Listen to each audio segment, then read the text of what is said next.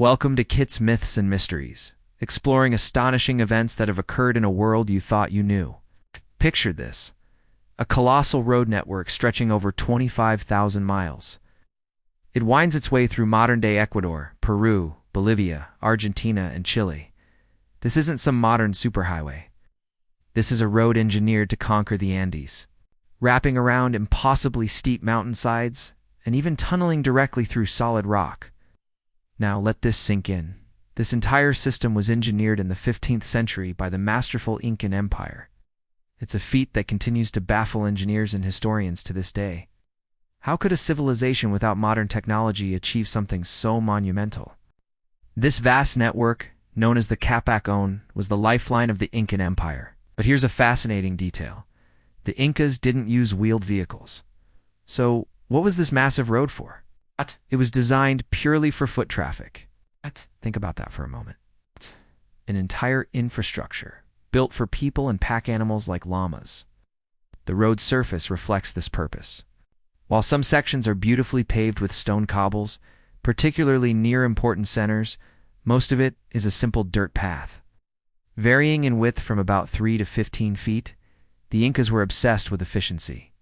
Wherever possible, the road was built in a perfectly straight line, cutting directly across the landscape. To navigate challenging terrains like wetlands or ravines, they didn't go around. They went through, constructing long, sturdy bridges that have stood for centuries. It was a testament to their philosophy of directness and control over their environment. The primary purpose of this incredible road was to connect their sprawling empire. It was all about speed, safety, and control. This wasn't just a path. It was a sophisticated system for moving people, goods, and entire armies quickly and efficiently across the vast and varied landscapes of the Andes. Royal messengers, known as chasqui, could run in relays, carrying messages and small items across the empire at incredible speeds. It's said that a message could travel from Cusco to Quito, a distance of over 1,200 miles, in about a week. This rapid communication and movement of troops allowed the Inca ruler to maintain tight control over his vast territory. The road was more than just infrastructure. It was the very circulatory system of the empire, ensuring its health, stability, and power. It allowed for the distribution of food from agricultural centers to cities and the mobilization of resources for massive construction projects.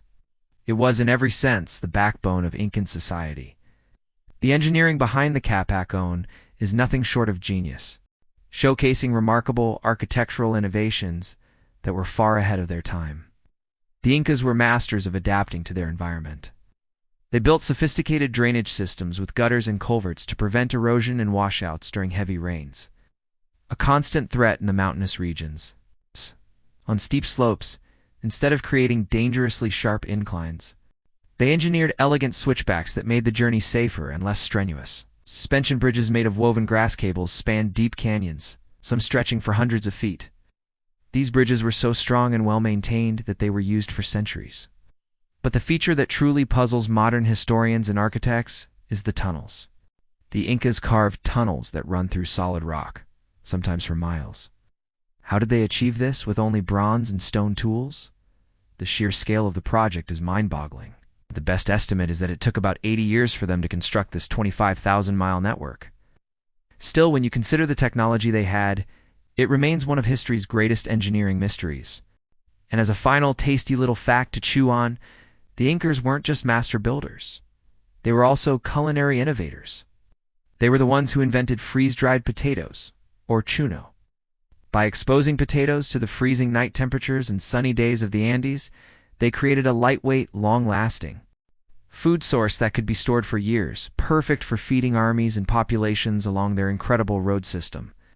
It was ingenuity applied to every aspect of life. You've been listening to Kit's Myths and Mysteries, where we uncover the extraordinary stories hidden in a world you thought you knew. If you enjoyed this journey into the past, make sure to like, subscribe, and hit that notification bell so you don't miss our next adventure. Thanks for watching.